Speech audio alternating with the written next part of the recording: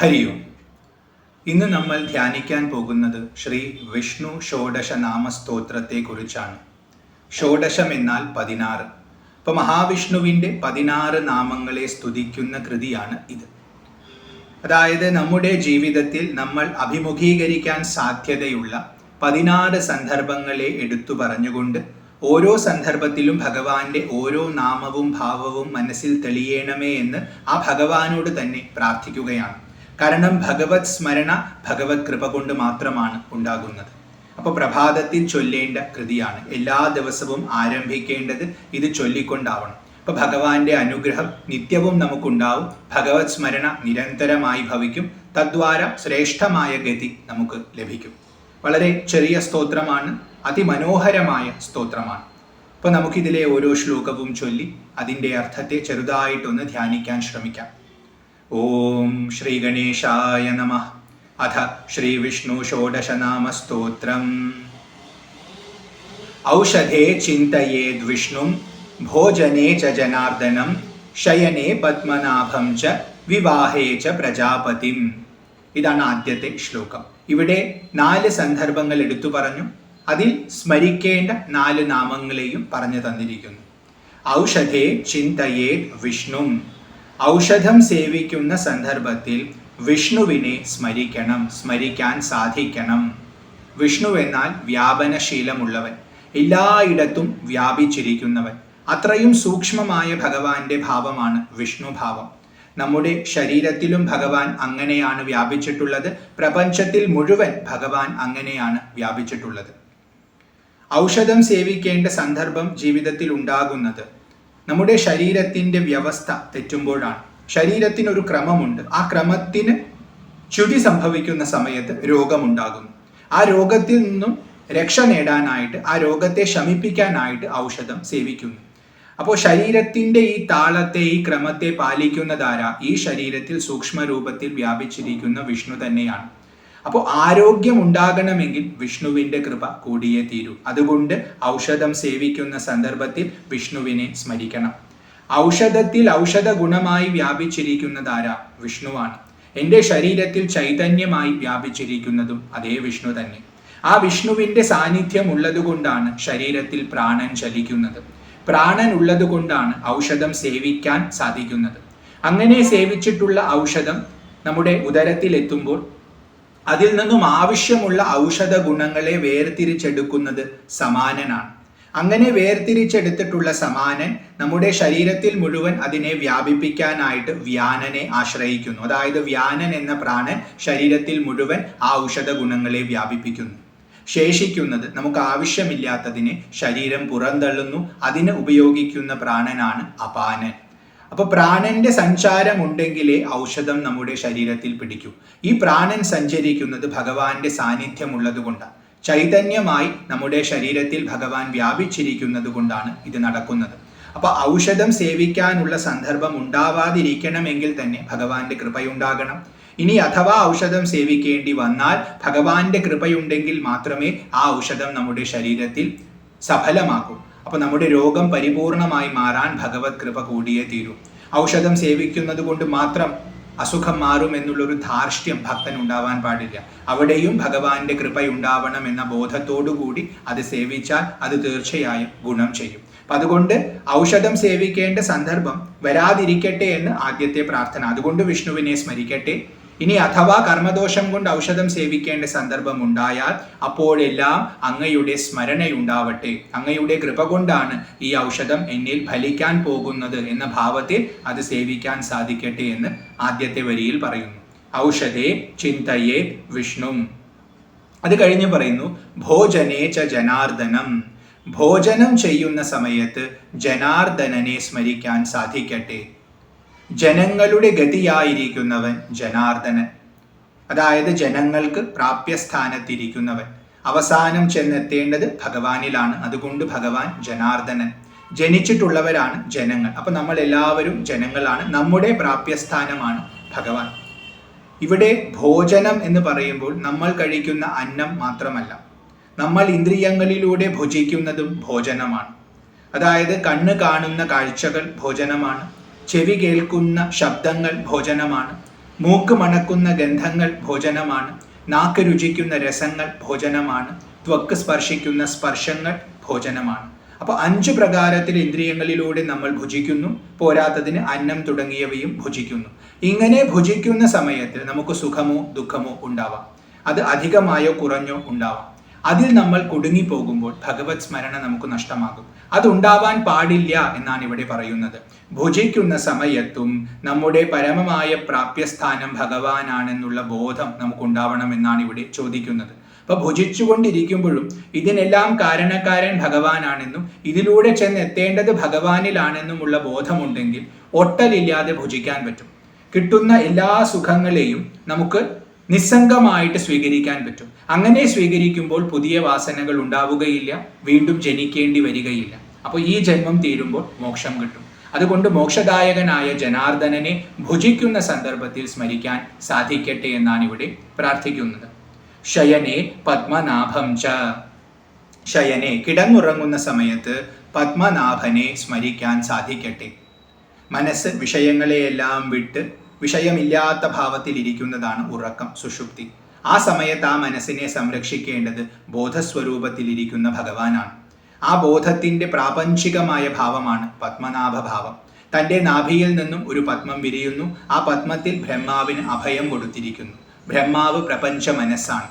അപ്പൊ പ്രപഞ്ച മനസ്സായ ബ്രഹ്മാവിന്റെ രചനയാണ് പ്രപഞ്ചം, ഈ ലോകം മുഴുവൻ. അതേപോലെ നമ്മുടെ മനസ്സിന്റെ രചനയാണ് നമ്മുടെ ലോകം. അപ്പൊ ബ്രഹ്മാവിനെ ഏതുപോലെ പത്മനാഭൻ താങ്ങിയിരിക്കുന്നുവോ അതുപോലെ നമ്മുടെ മനസ്സിനെയും നമ്മുടെ അകത്തുള്ള പത്മനാഭൻ ബോധസ്വരൂപനായ ഭഗവാൻ താങ്ങട്ടെ എന്നുള്ള പ്രാർത്ഥനയാണ് ശയനേ പത്മനാഭം ച. വിവാഹേ ച പ്രജാപതിം. വിവാഹ സന്ദർഭത്തിൽ പ്രജാപതിയെ സ്മരിക്കാൻ സാധിക്കട്ടെ. വിവാഹം ഒരു സംസ്കാരമാണ്. നമ്മുടെ വംശത്തെ നിലനിർത്താനും തദ്വാര ധർമ്മത്തെ നിലനിർത്താനും വേണ്ടിയുള്ള സംസ്കാരം. കാരണം വംശം നിലനിൽക്കുമ്പോൾ മാത്രമേ ധർമ്മം ആചരിക്കപ്പെടുകയുള്ളൂ. അപ്പോൾ വംശത്തിൻ്റെ അഭിവൃദ്ധിയിലൂടെ ധർമ്മത്തിൻ്റെ അഭിവൃദ്ധിയാണ് നമ്മൾ ലക്ഷ്യീകരിക്കുന്നത്. അപ്പോൾ അതിനുവേണ്ടി നമ്മൾ പ്രജാപതിയെ സ്മരിക്കട്ടെ. പ്രജകളുടെ പതിയായിരിക്കുന്നവൻ. പ്രകർഷേന ജനിച്ചതാണ് പ്രജകൾ. ഇവിടെ ഉണ്ടായതെല്ലാം പ്രജകളാണ്. അവയെ ഉണ്ടാക്കിയവൻ, പാലിക്കുന്നവൻ അവയുടെ പതി പ്രജാപതി. അപ്പൊ അദ്ദേഹത്തിന്റെ കരുണയുണ്ടെങ്കിലേ നമുക്കും വംശത്തെ വർദ്ധിപ്പിക്കാൻ സാധിക്കൂ, ധർമ്മത്തെ വർദ്ധിപ്പിക്കാൻ സാധിക്കൂ. അതുകൊണ്ട് വിവാഹം സഫലമാകാനായിട്ട് പ്രജാപതിയുടെ അനുഗ്രഹം കൂടിയേ തീരൂ. അദ്ദേഹത്തെ സ്മരിക്കാൻ സാധിക്കട്ടെ എന്നിവിടെ പ്രാർത്ഥിക്കുന്നു. ഇതാണ് 1ാമത്തെ ശ്ലോകം. ഔഷധേ ചിന്തയേദ് വിഷ്ണും ഭോജനേ ച ജനാർദ്ദനം ശയനേ പത്മനാഭം ച വിവാഹേ ച പ്രജാപതിം. തുടർന്ന് 2ാമത്തെ ശ്ലോകം. യുദ്ധേ ചക്രധരം ദേവം പ്രവാസേ ച ത്രിവിക്രമം നാരായണം തനുത്യാഗേ ശ്രീധരം പ്രിയ സംഗമേ. യുദ്ധേ ചക്രധരം ദേവം. യുദ്ധ സന്ദർഭത്തിൽ ഇത് 2 രീതിയിൽ വ്യാഖ്യാനിക്കാം. നമ്മുടെ ജീവിതത്തിൽ യുദ്ധം ചെയ്യേണ്ട സന്ദർഭങ്ങൾ എപ്പോഴെല്ലാം ഉണ്ടാകുന്നുവോ ആ സമയത്തൊക്കെ ചക്രത്തെ ധരിച്ചിരിക്കുന്ന ദേവനെ സ്മരിക്കാൻ സാധിക്കട്ടെ. ചക്രം ആയുധമാണ്. ആയുധം പിടിച്ചു നിൽക്കുന്ന യോദ്ധാവിൻ്റെ ശൗര്യവും വീര്യവും എനിക്ക് ആ സമയത്ത് ആവശ്യമാണ്. അപ്പൊ എൻ്റെ ജീവിതത്തിൽ എപ്പോഴെല്ലാം യുദ്ധങ്ങൾ ഉണ്ടാകുന്നുവോ അപ്പോഴെല്ലാം നല്ല രീതിയിൽ പൊരുതാനുള്ള കരുത്ത് എനിക്ക് ഭഗവാൻ നൽകണം. അതുകൊണ്ട് ചക്രധരനായ ദേവനെ സ്മരിക്കാൻ എനിക്ക് സാധിക്കണം. അദ്ദേഹത്തിന്റെ കൃപ എനിക്ക് ലഭിക്കണം. ഇതൊരു വ്യാഖ്യാനം. ഇനി മറ്റൊരു രീതിയിൽ നോക്കിയാൽ യുദ്ധം എന്ന് പറയുന്നത് സംഘർഷമാണ്. അപ്പൊ നമ്മുടെ മനസ്സിൽ നടക്കുന്ന സംഘർഷത്തെ യുദ്ധമായിട്ടെടുക്കാം. ശരിയേത് തെറ്റേതെന്ന് വ്യക്തമായി അറിയാൻ പറ്റാതെ എന്ത് ചെയ്യണമെന്നറിയാതെ നിൽക്കുന്ന സംഘർഷ അവസ്ഥയാണ് യുദ്ധം. അങ്ങനത്തെ സന്ദർഭത്തിൽ ചക്രത്തെ ധരിച്ചിരിക്കുന്ന ദേവൻ. ചക്രം എന്ന് പറഞ്ഞാൽ സുദർശനം. സുദർശനം എന്നാൽ നല്ല ദർശനം, ശരിയായ ദർശനം. അപ്പോൾ 2 വഴികൾ മുമ്പിലുണ്ട്. ഏത് തിരഞ്ഞെടുക്കണമെന്നറിയാതെ ഇരിക്കുന്ന ഭാവത്തിൽ സുദർശനത്തെ നൽകിക്കൊണ്ട് ശരിയായ വഴിയെ കാണിച്ചുകൊണ്ട് ആ വഴിയിലൂടെ എന്നെ നടത്തുക എന്ന പ്രാർത്ഥന അവിടെയുണ്ട്. അതുകൊണ്ടാണ് യുദ്ധസമയത്ത് ചക്രം പിടിച്ചിരിക്കുന്ന ദേവനെ സ്മരിക്കാൻ സാധിക്കട്ടെ എന്ന് പറയുന്നത്. അപ്പോൾ ഗുരുസ്ഥാനത്തിരുന്നു കൊണ്ട് മാർഗത്തെ നന്നായി നിർദ്ദേശിക്കുക. യുദ്ധേ ചക്രധരം ദേവം പ്രവാസേ ച ത്രിവിക്രമം. സ്വദേശത്തെ വിട്ടുള്ള വാസമാണ് പ്രവാസം. അങ്ങനെയുള്ള സന്ദർഭത്തിൽ ത്രിവിക്രമൻ എനിക്ക് സ്മരിക്കാൻ സാധിക്കട്ടെ. ത്രിവിക്രമനെ ഞാൻ സ്മരിക്കട്ടെ. 2 അടി കൊണ്ട് 3 ലോകങ്ങളെയും അളന്നവൻ, 3ാമത്തെ അടി കൊണ്ട് ലോകത്തെ അതിക്രമിച്ചവൻ ത്രിവിക്രമൻ. വാമന ഭാവത്തിലുള്ള പേരാണ് അദ്ദേഹത്തിന്. അപ്പോൾ 3 ലോക, അതായത് 3 ലോകങ്ങളിൽ പരിമിതമാണ് നമ്മുടെ അനുഭവങ്ങൾ. ഈ 3 ലോകത്തിനും അതീതമായതാണ് ശുദ്ധമായ പരബ്രഹ്മഭാവം. ആ ഭാവത്തെ പ്രാപിച്ചവനാണ് ത്രിവിക്രമൻ. അപ്പൊ അതേപോലെ നമ്മൾ നമ്മുടെ സ്വദേശത്തെ വിട്ട് വസിക്കേണ്ട സന്ദർഭം ഉണ്ടാകുമ്പോൾ, ഇപ്പൊ സ്വദേശം എന്ന് പറയുമ്പോൾ നമ്മുടെ ദേശത്തെ വിട്ട് എന്നർത്ഥവും, അഥവാ നമുക്ക് നമ്മുടെ സ്വധർമ്മം വിട്ട് പ്രവർത്തിക്കേണ്ട സന്ദർഭം ഉണ്ടാകുമ്പോൾ, അപ്പൊ നമുക്ക് സഹജമായിട്ടുള്ള ആ ഒരു മേഖല വിട്ട് പ്രവർത്തിക്കേണ്ടി വരുമ്പോൾ അത് നമുക്കൊരു പ്രവാസം തന്നെയാണ്. ആ സന്ദർഭത്തിൽ ത്രിവിക്രമനായവൻ, 3നെയും അതിക്രമിച്ചവനായ ആ ഭഗവാൻ എന്നെ രക്ഷിക്കട്ടെ, സഹായിക്കട്ടെ. അപ്പോൾ എനിക്ക് എൻ്റെ സ്വദേശത്തും സ്വധർമ്മത്തും നന്നായി പ്രവർത്തിക്കാനുള്ള അവസരം ഉണ്ടാവട്ടെ. അഥവാ എന്തെങ്കിലും കാരണങ്ങളെ കൊണ്ട് അത് മാറ്റേണ്ടി വന്നാൽ, അപ്പോൾ മറ്റു ധർമ്മങ്ങളോ മറ്റു സ്ഥലത്തോ പ്രവർത്തിക്കേണ്ടി വന്നാൽ, എല്ലായിടത്തും വ്യാപിച്ചിരിക്കുന്നവൻ, ലോകത്തെ അതിക്രമിച്ചവനായ ഭഗവാന്റെ കരുണ കൊണ്ട് അവിടെയും എനിക്ക് നന്നായി പ്രവർത്തിക്കാൻ സാധിക്കട്ടെ എന്നുള്ള പ്രാർത്ഥനയാണ് ഇവിടെയുള്ളത്. അതാണ് പ്രവാസേച ത്രിവിക്രമം. നാരായണം തനുത്യാഗേ, തനുവിനെ ത്യജിക്കുന്ന സമയത്ത്, ശരീരത്തെ ഉപേക്ഷിക്കുന്ന സമയത്ത് നാരായണം, നാരായണനെ സ്മരിക്കാൻ സാധിക്കട്ടെ. നരന്മാരുടെ ആശ്രയമായിരിക്കുന്നവനാണ് നാരായണൻ. പ്രയാണകാലത്ത് നമ്മൾ എന്ത് സ്മരിക്കുന്നുവോ അതിലേക്കായിരിക്കും നമ്മുടെ പ്രയാണം. അതായത് ഏതൊരു ലോകത്തേക്കാണോ നമ്മൾ ചിന്തിക്കുന്നത് ആ ലോകത്തിലേക്ക് ചെന്ന് അവിടെ വ്യവഹരിക്കേണ്ടി വരും. ഏതൊരു ഭാവത്തെയാണോ ധ്യാനിക്കുന്നത് ആ ഭാവം സ്വീകരിക്കേണ്ടി വരും. അപ്പോൾ ജീവിതത്തിൽ നമ്മൾ അനുഭവിച്ചിട്ടുള്ള അനുഭവങ്ങളുടെ ഒരു ആകത്തുകയായിട്ടുള്ള ഭാവമാണ് അവസാന കാലത്ത് സ്മരിക്കുക. എന്നാൽ ഇവിടെ പറയുന്നു ആ സമയത്ത് സ്മരിക്കേണ്ടത് നരന്മാർക്ക് ആശ്രയമായിരിക്കുന്ന നാരായണനെയാണ്. നാരായണനെ ഒരു കടലായിട്ട് സങ്കല്പിച്ചാൽ ആ കടലിൽ നിന്നും ഉദിക്കുന്ന തിരയാണ് ഈ ലോകം. അതിലെ വെറും കുമിളകളാണ് ഓരോ ജീവനും. അപ്പൊ നമുക്ക് അത്രയേ സ്ഥാനമുള്ളൂ. നമ്മുടെ ആധാരം ഭഗവാനാണ്.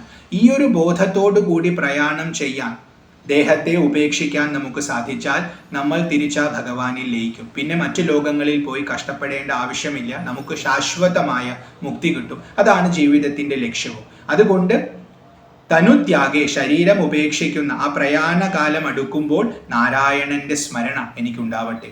നിരന്തര സ്മരണയുണ്ടെങ്കിലേ പ്രയാണകാലത്തിലും നാരായണ സ്മരണയുണ്ടാവും. അപ്പൊ നിരന്തര സ്മരണ കൂടി ഇവിടെ ചോദിച്ചിരിക്കുന്നു. നാരായണം തനുത്യാഗേ ശ്രീധരം പ്രിയസംഗമേ. നമുക്ക് പ്രിയമുള്ളത് ലഭിക്കുന്നതാണ് പ്രിയസംഗമം. നമുക്ക് പ്രിയമുള്ള വസ്തുക്കളോ വ്യക്തികളോ നമുക്ക് ലഭിക്കുമ്പോൾ ശ്രീധരനെ സ്മരിക്കാൻ സാധിക്കട്ടെ. ശ്രീ എന്നാൽ ഐശ്വര്യം, ഐശ്വര്യത്തെ ധരിച്ചിരിക്കുന്നവൻ ശ്രീധരൻ. നമുക്ക് പ്രിയമായിട്ടുള്ളതെല്ലാം ഐശ്വര്യം തന്നെയാണ്, നമ്മുടെ ഐശ്വര്യമാണ്. ആ ഐശ്വര്യത്തിന്റെ ആധാരം ഭഗവാനാണ്. ആ ഐശ്വര്യം നമുക്ക് നൽകുന്നത് ഭഗവാനാണ്. അപ്പൊ പ്രിയമായത് ലഭിക്കുമ്പോഴെല്ലാം ഭഗവാന്റെ പ്രസാദമാണ്, അനുഗ്രഹമാണെന്നുള്ള ബോധമുണ്ടായാൽ അത് നമുക്ക് ഭഗവത് സ്മരണയെ വളർത്തും. അതിലൂടെ നമുക്ക് ഉയരാൻ പറ്റും. എന്നാൽ ആ സമയത്ത് അതിൽ മുഴുകി എനിക്കിത് കിട്ടിയല്ലോ, ഞാനിതിൽ രമിക്കട്ടെ എന്ന ഭാവത്തിൽ ഇരുന്നാൽ ഭഗവാനെ വിസ്മരിക്കും, കൂടുതൽ ജനിക്കേണ്ടിയും മരിക്കേണ്ടിയും വരും. അപ്പൊ അതുകൊണ്ട് ആ സമയത്ത് ശ്രീധരന്റെ സ്മരണയുണ്ടായാൽ എല്ലാ ഐശ്വര്യങ്ങളും ഭഗവാന്റെ കൃപ കൊണ്ടാണ് ലഭിക്കുന്നതെന്ന് ഉറപ്പിച്ചാൽ നമുക്ക് ഐശ്വര്യത്തിലും നല്ല രീതിയിൽ ജീവിക്കാൻ പറ്റും, ഉയർന്ന ഗതി നേടാൻ പറ്റും. ഇതായിരുന്നു 2ാമത്തെ ശ്ലോകം. യുദ്ധേ ചക്രധരം ദേവം പ്രവാസേ ത്രിവിക്രമം നാരായണം തനുത്യാഗേ ശ്രീധരം പ്രിയസംഗമം. ഇങ്ങനെ 8 നാമങ്ങളിൽ നമ്മൾ പറഞ്ഞു. അടുത്തത് 3ാമത്തെ ശ്ലോകം. ദുസ്വപ്നേ സ്മര ഗോവിന്ദം സങ്കടേ മധുസൂദനം കാനനേ നാരസിംഹം ച പാവകേ ജലശായിനം. ദുസ്വപ്നെ, ദുസ്വപ്നം കാണുന്ന സന്ദർഭത്തിൽ ഗോവിന്ദം സ്മര, ഗോവിന്ദനെ സ്മരിക്കുക. ഗോവിന്ദനെ സ്മരിക്കാൻ എനിക്ക് സാധിക്കട്ടെ. ഗോവിന്ദൻ, ഗോ എന്ന ശബ്ദത്തിന് ഇന്ദ്രിയങ്ങൾ എന്നർത്ഥമെടുത്താൽ ഇന്ദ്രിയങ്ങൾ കൊണ്ടുവരുന്ന വിഷയങ്ങളെ അറിയുന്നവൻ ഗോവിന്ദൻ. അതായത് നമ്മുടെ ഉള്ളിലുള്ള ബോധം. ഇവിടെ ദുസ്വപ്നം കാണുന്നത് മനസ്സാണ്. ആ മനസ്സിന് ആധാരമായി മനസ്സിനെ നിയന്ത്രിക്കുന്നത് ബോധമാണ്. അപ്പൊ ബോധത്തിന്റെ ബുദ്ധി എന്ന ഭാവത്തിൽ ഭഗവാൻ ദുസ്വപ്നങ്ങളിൽ ഉണ്ടാകുന്ന സമയത്ത് എന്നെ രക്ഷിക്കട്ടെ എന്നാണ് ഇവിടെ പ്രാർത്ഥന. ദുസ്വപ്നം ഉണ്ടാകുമ്പോൾ അതിന് സാക്ഷിയായിരിക്കുന്ന ബുദ്ധിയാണ് ഇവിടെ ഗോവിന്ദൻ. അപ്പൊ ആ ഭാവത്തിൽ ഇരിക്കുന്ന ഭഗവാന്റെ സ്മരണയുണ്ടായാൽ ഞാൻ ബുദ്ധിയാണ്, സ്വപ്നത്തിൽ നിന്നും വേറിട്ടവനാണ് എന്ന ബോധമുണ്ടാവും. അപ്പൊ ആ സ്വപ്നം എന്നെ ഭയപ്പെടുത്താതെയാകും. അപ്പൊ ദുസ്വപ്നം ഉണ്ടാകാതിരിക്കട്ടെ എന്നൊരു പ്രാർത്ഥനയും, അഥവാ ഉണ്ടായാൽ അങ്ങയുടെ കരുണ കൊണ്ട്, അങ്ങയുടെ സ്മരണ കൊണ്ട് ആ ദുസ്വപ്നത്തെ തരണം ചെയ്യാൻ എനിക്ക് സാധിക്കണേ എന്നുള്ള പ്രാർത്ഥനയും ഇവിടെയുണ്ട്. അതാണ് ദുസ്വപ്നേ സ്മര ഗോവിന്ദം. സങ്കടേ മധുസൂദനം. സങ്കടമുണ്ടാകുന്ന സമയത്ത് മധുസൂദനനെ സ്മരിക്കാൻ എനിക്ക് സാധിക്കട്ടെ.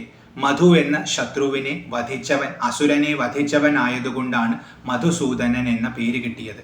അപ്പോൾ നമ്മുടെ ജീവിതത്തിൽ ദുഃഖങ്ങൾ ഉണ്ടാകുമ്പോൾ അതിന് കാരണക്കാരായിട്ടുള്ള ശത്രുക്കളെ മുഴുവൻ വധിക്കാൻ അങ്ങയുടെ അനുഗ്രഹം കൂടിയേ തീരൂ. അപ്പൊ ഏതുപോലെയാണോ മധു കൈടഭന്മാരെ അങ്ങ് വധിച്ചത് ലോകത്തിന്റെ മംഗളത്തിനു വേണ്ടി, അതുപോലെ അങ്ങയുടെ ഭക്തനായ എൻ്റെ മംഗളത്തിനു വേണ്ടി എൻ്റെ ശത്രുക്കളെയും, ശത്രുക്കൾ എന്നിവിടെ പറയുമ്പോൾ സന്ദർഭങ്ങളെയാണ് സൂചിപ്പിക്കുന്നത്. നമുക്ക് ദുഃഖത്തെ ഉണ്ടാക്കുന്ന സന്ദർഭങ്ങളെല്ലാം നമ്മുടെ സങ്കടങ്ങളാണ്. അതിനെ ഇല്ലാതെയാക്കുക. നമ്മുടെ അകത്തുള്ള കാഴ്ചപ്പാടിന്റെ ദോഷം കൊണ്ടും ഇത്തരം സങ്കടങ്ങൾ ഉണ്ടാവാം. അപ്പൊ അത്തരം ദോഷങ്ങളെയും തീർക്കുക. ശത്രുവിനെ വധിക്കുന്നവനായ മധുസൂദനനായ അങ്ങയുടെ ആ ഭാവം ആ സമയത്ത് എൻ്റെ മനസ്സിൽ തെളിയട്ടെ എന്നാണ് ഇവിടെ സങ്കടേ മധുസൂദനം എന്ന് പ്രാർത്ഥിച്ചിട്ടുള്ളത്. കാനനെ നാരസിംഹം ച. കാനനത്തിൽ, കാട്ടിൽ വസിക്കുന്ന സമയത്ത് നരസിംഹമൂർത്തിയെ സ്മരിക്കാൻ എനിക്ക് സാധിക്കട്ടെ. കാട് എന്ന് പറയുമ്പോൾ ലിറ്ററൽ അർത്ഥത്തിലും സൂക്ഷ്മാർത്ഥത്തിലും എടുക്കാം. ലിറ്ററൽ അർത്ഥത്തിൽ കാട്ടിലൂടെ സഞ്ചരിക്കേണ്ട സന്ദർഭം ഉണ്ടാകുമ്പോഴെല്ലാം അവിടെ എനിക്ക് മറ്റൊരു ആശ്രയമില്ല. അവിടെ മൃഗങ്ങൾ ഇങ്ങനെ ചുറ്റിത്തിരിഞ്ഞ് നടക്കുകയാണ്. അപ്പോൾ അവിടെ മൃഗേന്ദ്രനായ നരസിംഹം, കാരണം സിംഹം മൃഗങ്ങളുടെ രാജാവാണ്. അപ്പോൾ നരസിംഹഭാവത്തിലുള്ള ഭഗവാൻ ആ സമയത്ത് എനിക്ക് സ്മരണയായി എൻ്റെ മനസ്സിൽ തെളിയണം. എനിക്ക് ആവശ്യമുള്ള രക്ഷ നൽകണം. അപ്പൊ മൃഗേന്ദ്രനെ കാണുമ്പോൾ ഏതുപോലെയാണോ മറ്റു മൃഗങ്ങൾ വഴിമാറി കൊടുക്കുന്നത്, അതുപോലെ അങ്ങയുടെ സ്മരണ എൻ്റെ ഉള്ളിൽ ഉണ്ടാകുമ്പോൾ, നരസിംഹഭാവത്തിലുള്ള സ്മരണയുണ്ടാകുമ്പോൾ ആ കാട്ടിലൂടെ സുരക്ഷിതമായി ഗമിക്കാൻ എനിക്ക് സാധിക്കും. അതുകൊണ്ട് കാനനെ നാരസിംഹം ച. ഇനി കാനനം എന്നുള്ളത് സംസാരമാണ്. സംസാരത്തെ എപ്പോഴും ആരണ്യമായിട്ടാണ്, ഒരു കാടായിട്ടാണ് പറയുക. അപ്പൊ ഈ കാട്ടിൽ പെട്ടുപോയിട്ടുള്ള ഞാൻ ഒരുപാട് മൃഗങ്ങളാൽ ചുറ്റപ്പെട്ടിരിക്കുന്നു. ഇവിടെ മൃഗങ്ങൾ എന്ന് പറയുന്നത് എൻ്റെ മനസ്സിലുള്ള ദുർവാസനകളാണ്. സദ്വാസനകളുമുണ്ട്, ദുർവാസനകളുമുണ്ട്. അത് എൻ്റെ മനസ്സാകുന്ന കാട്ടിൽ, അതാണ് എൻ്റെ സംസാരമാകുന്ന കാട്. കാരണം സംസാരത്തിന്റെ മുഴുവൻ മൂലകാരണം ഈ മനസ്സാണ്. അപ്പൊ ഈ മനസ്സാകുന്ന വനത്തിൽ ഇതുപോലത്തെ മൃഗങ്ങളൊക്കെ സഞ്ചരിക്കുമ്പോൾ അവയിൽ പലതും എന്നെ ഉപദ്രവിക്കാൻ സാധ്യതയുണ്ട്, തെറ്റായ ദിശയിലേക്ക് നയിക്കാൻ സാധ്യതയുണ്ട്. അതിൽ നിന്നെല്ലാം രക്ഷ എനിക്ക് ലഭിക്കണമെങ്കിൽ മൃഗേന്ദ്രനായ നരസിംഹഭാവത്തിലുള്ള അങ്ങയെ സ്മരിക്കാൻ എനിക്ക് സാധിക്കണം. അപ്പൊ എൻ്റെ ഉള്ളിലുള്ള മൃഗീയമായ വാസനകളെ മുഴുവൻ വധിക്കുന്നവനായി അങ്ങ് അവതരിക്കുമാറാകണമേ എന്നാണ് ഇവിടെ കാനനെ നാരസിംഹം ച.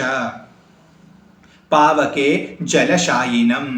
പാവകേ, അഗ്നിയുടെ അഭിമുഖീകരിക്കേണ്ട സന്ദർഭം ഉണ്ടാകുമ്പോൾ, അഗ്നിയുടെ അടുത്തിരിക്കുന്ന സമയത്തെല്ലാം ജലശായിനം, ജലത്തിൽ ശയിക്കുന്നവനെ സ്മരിക്കാൻ എനിക്ക് സാധിക്കട്ടെ.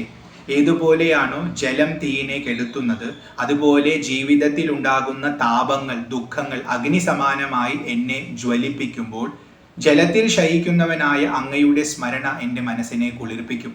അപ്പൊ അകത്തുള്ള താപങ്ങളെ എല്ലാം അതില്ലാതെയാക്കും. അതുകൊണ്ട് ജലശായിയായ, ആ ജലത്തിൽ ശയിക്കുന്നവനായ ഭഗവാനെ പാവകെ, അഗ്നിയുടെ സന്ദർഭത്തിൽ എനിക്ക് സ്മരിക്കാൻ സാധിക്കണമേ. ഇവിടെയും സൂക്ഷ്മാർത്ഥവും സ്ഥൂലാർത്ഥവും എടുക്കാം. അപ്പൊ പുറത്ത് അഗ്നി ഉണ്ടെങ്കിൽ അഗ്നിയുടെ ബാധ ഏൽക്കുന്ന സമയത്തെല്ലാം അതിൽ നിന്നുമുള്ള രക്ഷ ജലത്തിൽ ശയിക്കുന്ന ഭഗവാൻ നൽകട്ടെ. ജലത്തെ നൽകിക്കൊണ്ട് ആ അഗ്നിയെ കെടുത്തി എന്നെ സംരക്ഷിക്കട്ടെ എന്നുള്ള സ്ഥൂലാർത്ഥവും അവിടെയുണ്ട്. ഇതായിരുന്നു മൂന്നാമത്തെ ശ്ലോകം. ദുസ്വപ്നേ സ്മര ഗോവിന്ദം സങ്കടേ മധുസൂദനം കാനനേ നാരസിംഹം ച പാവകേ ജലശായിനം. അങ്ങനെ 12 നാമങ്ങൾ പറഞ്ഞു. ഇനി 4 നാമങ്ങൾ കൂടിയുണ്ട്. 4ാമത്തെ ശ്ലോകത്തിൽ ജലമധ്യേ വരാഹം ച പർവതേ രഘുനന്ദനം ഗമനേ വാമനം ചൈവ സർവകാര്യേഷു മാധവം. ജലമധ്യേ വരാഹം ച. ജലത്തിന്റെ മധ്യത്തിൽ പെട്ടുപോയിരിക്കുന്ന സമയത്ത്, ജലത്തിന്റെ മധ്യത്തിലൂടെ സഞ്ചരിക്കുന്ന, ഇപ്പൊ തോണിയിലൊക്കെ സഞ്ചരിക്കുന്ന സമയത്ത് വരാഹമൂർത്തിയെ സ്മരിക്കാൻ എനിക്ക് സാധിക്കട്ടെ. വരാഹമൂർത്തിയാണ് ഭൂമി ജലത്തിൽ താഴ്ന്നു പോയപ്പോൾ വന്ന് ആ ഭൂമിയെ ഉദ്ധരിച്ചത്, ജലത്തിൽ നിന്നും മുകളിലേക്ക് കൊണ്ടുവന്നത്. അപ്പൊ ജലത്തിൽ പെട്ടുപോകേണ്ട സന്ദർഭം ഉണ്ടായാൽ ആ സമയത്ത് വരാഹമൂർത്തിയായി വന്നുകൊണ്ട് എന്നെ രക്ഷിക്കുക. അപ്പൊ എൻ്റെ മനസ്സിൽ വരാഹം എന്ന ഭാവം തെളിഞ്ഞുകൊണ്ട് ആ ജലത്തെ അതിക്രമിക്കാനുള്ള ശക്തി എനിക്ക് പ്രദാനം ചെയ്യുക എന്ന് സ്ഥൂലാർത്ഥം. ഇനി ജലത്തിൽ പെട്ടുപോയി എന്ന് പറഞ്ഞാൽ സംസാരത്തിൽ മുങ്ങുന്നവൻ എന്ന ഭാവം തന്നെ വരും.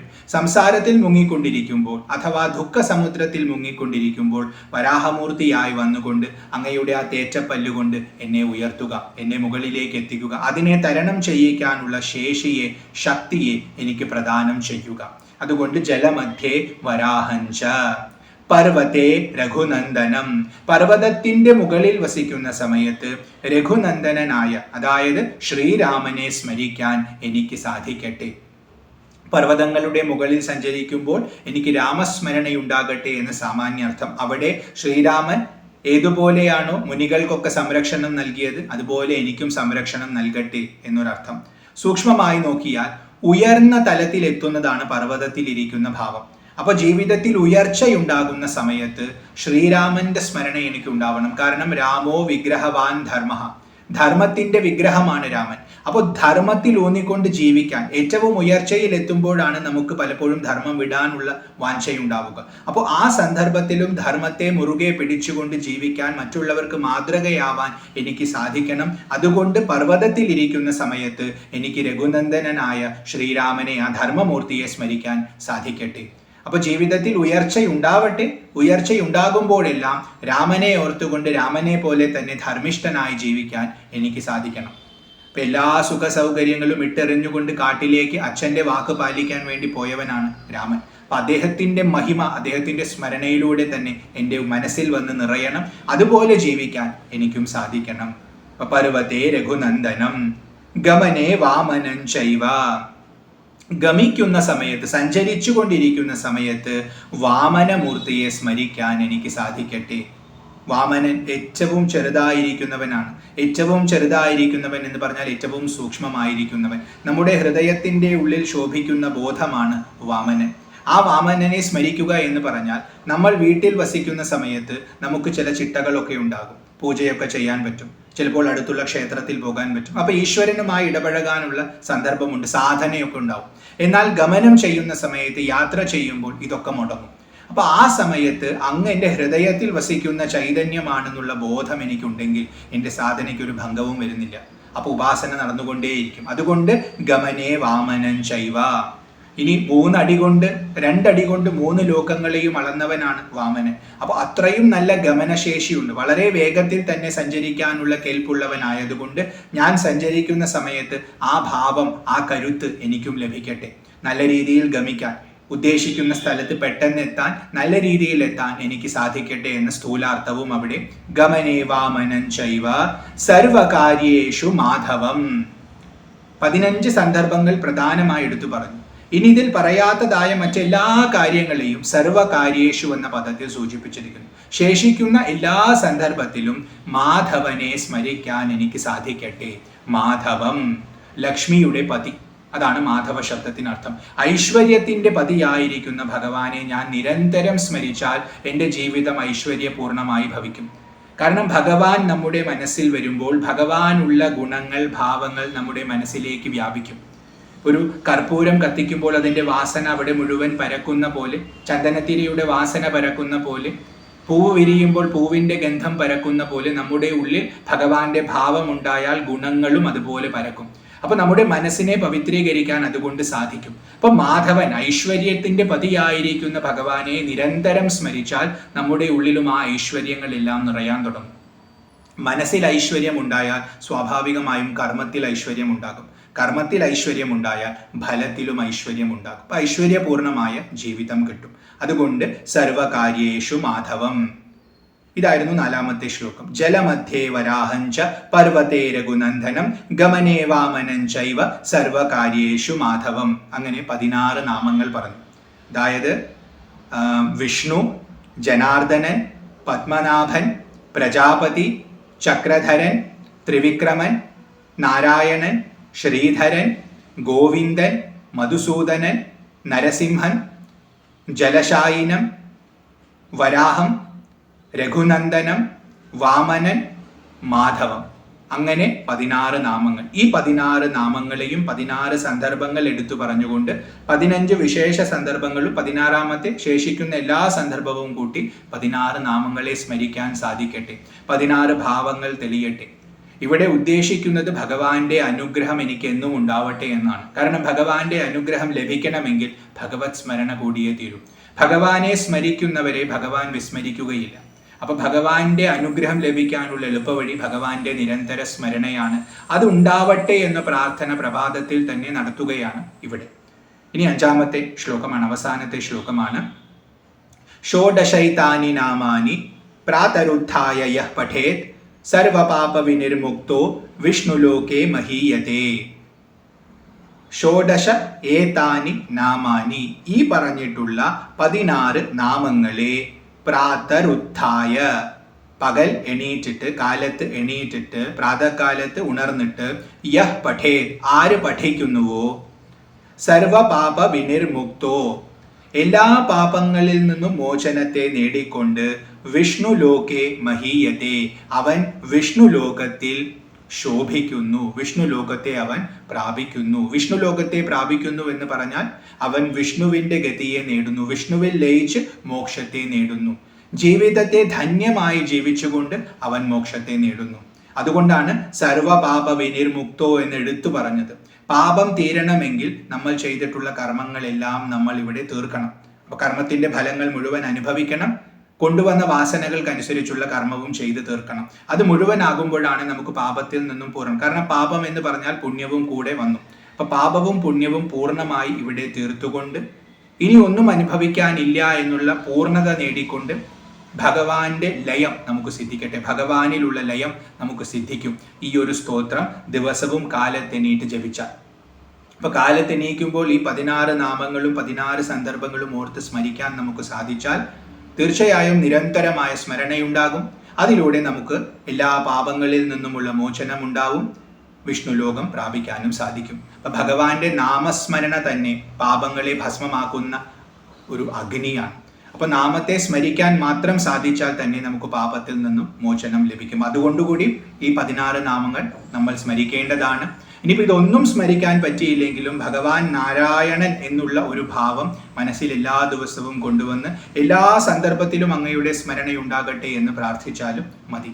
എന്നാലും നാമമായി ചൊല്ലി പറയുമ്പോൾ കുറച്ചും കൂടി വിശേഷമാണ്. അതുകൊണ്ട് ഈ 16 നാമങ്ങളുള്ള സ്തോത്രം ജപിക്കുന്നത് ഉത്തമമാണ്. ഇതായിരുന്നു അവസാനത്തെ ശ്ലോകം. ഷോഡശൈതാനി നാമാനി പ്രാതരുത്ഥായ യഃ പഠേത് സർവപാപ വിനിർമുക്തോ വിഷ്ണുലോകേ മഹീയതേ. ഇതി ശ്രീ വിഷ്ണു ഷോഡശ നാമസ്തോത്രം സമാപ്തം. അങ്ങനെ ശ്രീ മഹാവിഷ്ണുവിൻ്റെ 16 നാമങ്ങളെ സ്തുതിക്കുന്ന ഈ കൃതി സമ്പൂർണമായി ഭവിച്ചു. ഓം തത്സത്. ഇതായിരുന്നു ശ്രീ വിഷ്ണു ഷോഡശ നാമസ്തോത്രം. വളരെ ലളിതമായ സ്തോത്രമാണ്. 16 നാമങ്ങളേ ഉള്ളൂ, 5 ശ്ലോകങ്ങളേ ഉള്ളൂ. അതിൽ 4 എണ്ണമാണ് ശ്ലോകം, പിന്നൊന്ന് ഫലശ്രുതിയാണ്. അപ്പൊ ദിവസവും ജപിക്കാൻ പറ്റുന്ന ഒന്നാണ്. ഭഗവാന്റെ അനുഗ്രഹം ഉറപ്പായും നമുക്ക് നേടിത്തരുന്ന സ്തോത്രമാണ്. വിശേഷപ്പെട്ട നാമങ്ങളാണ് ഈ 16 എണ്ണവും. അപ്പൊ ഇത് ജപിക്കുന്നത് തന്നെ, അർത്ഥമൊന്നും മനസ്സിലാക്കാതെ തന്നെ ഈ നാമങ്ങളൊന്ന് ഉച്ചരിക്കുന്നത് തന്നെ നമുക്ക് ഗുണം ചെയ്യും. ഇത് ഭഗവാന്റെ നാമമാണ് എന്ന് മനസ്സിലായാൽ മതി. അർത്ഥമൊന്നും അറിഞ്ഞില്ലെങ്കിൽ പോലും ഭഗവാന്റെ നാമം എന്നുള്ള ഒരു ബഹുമാനത്തോടു കൂടി നമുക്ക് ഉച്ചരിക്കാൻ സാധിച്ചാൽ എല്ലാ പാപങ്ങളും തീർന്ന് ഭഗവത് ഗതി ഉണ്ടാകും. കാരണം ഇതിൻ്റെ എന്തെല്ലാം അർത്ഥങ്ങളുണ്ടോ അത് ഭഗവാൻ തന്നെ നമുക്ക് തെളിയിച്ചു തരും. നമ്മുടെ ഉള്ളിൽ ഭഗവാൻ തന്നെ അത് നമുക്ക് പറഞ്ഞു തരും. കാരണം ലോകഗുരുവാണ്. അപ്പൊ അർത്ഥം അറിഞ്ഞില്ലെങ്കിൽ പോലും ഭാവത്തോടു കൂടി നാമങ്ങളെ ജപിക്കാൻ നമുക്ക് സാധിക്കണം. അതിനുള്ള ഭാഗ്യം ആ ഭഗവാൻ ഗുരുവായൂരപ്പൻ നമുക്ക് എല്ലാവർക്കും നൽകട്ടെ എന്ന് പ്രാർത്ഥിച്ചുകൊണ്ട് ഈ 16 നാമങ്ങളുടെ സ്തോത്രത്തിൻ്റെ ലളിതമായ വ്യാഖ്യാനത്തെ ആ ഭഗവാൻ ഗുരുവായൂരപ്പൻ്റെ തൃപ്പാദങ്ങളിൽ സമർപ്പിക്കുന്നു. കൃഷ്ണ ഗുരുവായൂരപ്പ നാരായണ. ഹരി ഓം.